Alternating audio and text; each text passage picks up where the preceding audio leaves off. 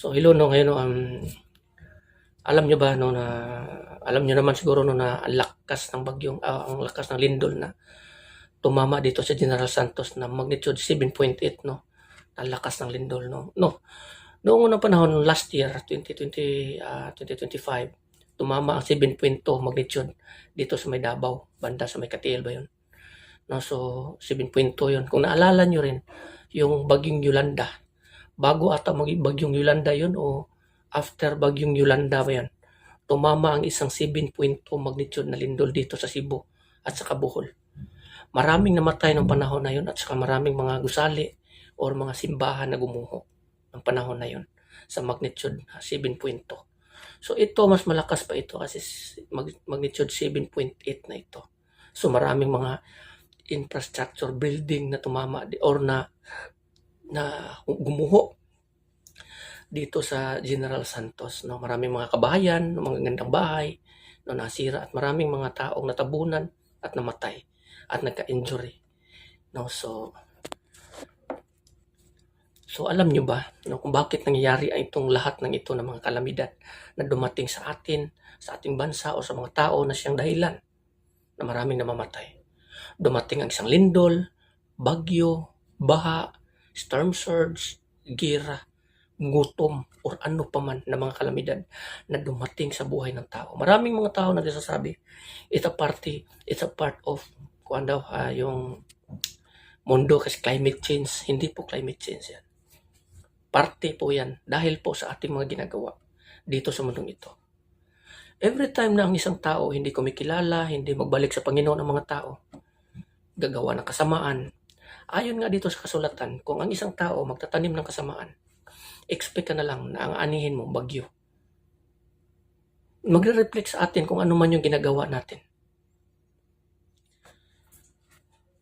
Naalala niyo yung sa panahon ng Gomora at Sodoma, nung sa kay Abraham. Di ba? Ano sabi ng Panginoon doon? Kung may makita siyang 50 katao na matuwid, no, di ba? Hindi niya wawasakin ng isang bansa. Hindi niya paparusahan. Hanggang sa dumating doon sa punto na umabot na ng 10 tao na sinabi ni Abraham sa ating Panginoon no, na kung may makita kang 10 tao na matuwid, wawasakin mo pa ba rin ba bansa? Sabi niya hindi. Di ba? Ngunit, winasak niya ang Sodoma at Gomora. So nangangahulugan, wala siya nakita tong tao matuwid kahit isa. Yung mga taong matuwid nun, kinuha niya. Si Lot. Naawa kasi ang Panginoon doon kay Lot at saka sa pamilya niya. Kasi naalala niya si Abraham. So iniligtas niya. Di ba? Naalala niyo sa panahon ni Jonah, yung Ninibe, puno ng kasamaan yun. Nagbabala ang Panginoon na wawasakin niya ang Ninibe. So pinadala ng Panginoon si Jonah. No? Noong napadala na ng Panginoon si Jonah doon, diretso tayo. Nagrepent yung mga tao. Sabi niya, judgment is coming, repent. Nagsisisi ang mga tao, nagrepent yung mga tao sa kanilang mga kasalanan ng panahon na yun. At nung nakita ng Panginoon na ang pagsisisi ng mga tao doon, hindi tinuloy ng Panginoon ang pagwasak niya sa isang bansa, yung Nineveh. So dito naman tayo, babalik naman tayo sa mga bansa na tumama yung mga kalamidad, yung mga bagyo, lindol, gera, gutom, o ano pa man. Sa mga ganito mga sistema, yung mga nangyayari noon, nagiging pattern yan. Nagiging example yan sa mangyayari sa susunod na araw. Ngayon. So nangangahulugan doon, dyan sa mga lugar na yan, maraming mga religious people. Pero winasak pa rin ang bansa. Pero hindi naman lahat talaga naapektuhan. No, may mga lang. Every time na gumagawa tayo ng kasamaan sa harap ng Panginoon, babalik at babalik sa atin yan. Ang sinabi ng ating Panginoon doon sa sulat ni Job, nagpapalindol ka ba? Kaya mo bang alugin ang mundo upang magsilabasan ng mga masasamang tao doon sa kanilang mga lungga? Ito na nangahulugan. Ang lahat ng mga bagay dito, ang nangyayari dito, dumarating ito, na-experience natin itong mga bagay na ito dahil sa mga kasamaan na ginagawa natin. No, ang Diyos po ay, alam naman natin na God is love, God is merciful. So He is not only a merciful in love, He is only a God of consuming fire. Lumalamon siya. Alam nyo kasi, kung ikaw isang magulang, kung ikaw may isang anak ngayon, magulang ka na may anak, kung ang isang anak mo nagkakasala yung anak mo, anong gagawin mo? Hahayaan mo lamang ba siya na magpatuloy sa kanyang kasalanan? O didisiplinahin mo siya? Siyempre, papaluin mo siya, didisiplinahin mo siya. Ayon dito sa proverb, sinabi dito, ang isang pamalo ay hindi nakakapatay sa isang bata, kundi nagiging matuwid ang isang tao. Bakit? Pag pinapalo mo ang isang bata, malalaman niya nagkasala siya at hindi niya uulitin yun. At matatakot na siya dahil doon sa parusa na yun na mangyayari sa kanya every time na gagawin niya yun. Ganun din tayo. Pinapalo ng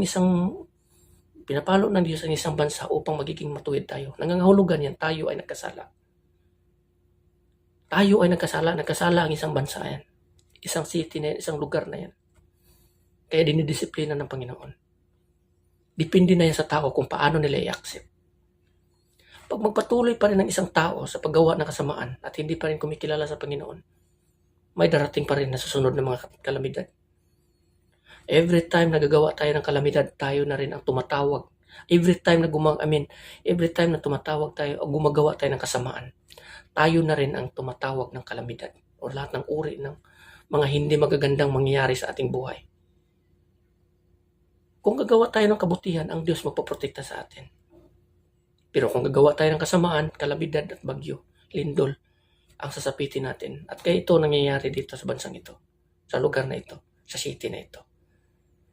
So, pag-isipan na po natin, gumawa tayo ng mabuti. At huwag nating hayaan ang kamatayan ni Kristo sa krus ay mababaliwala dahil lamang sa pag-increase ng kasamaan. Nangyayari itong mga bagay na ito upang ang tao pinakilala ng Diyos sa tao na ang tao ay nagkasala at nagkamali. Na ang tao nangangailangan ng pagsisisi at magbalik sa Diyos. Nangangahulugan ang isang lugar na yan malayo sa Diyos. Hindi lamang sa isang lugar na yan na tumama, kundi may ibang bansa pa na tumama, may mga lindo, gira, o ano pa man. So, kailangan magbalik tayo sa ating Panginoon. Kasi kung babasahin mo ang Biblia, noong unang panahon, every time na nagkakasala ang isang bansa, ang Israel, minsan pinapasakop sila, pinapatalo sila sa gira, pinaatake sa gira, hanggang tatawag sila sa Panginoon at magbalik at magsisisi at ililigtas sila ng Panginoon. Ganon din.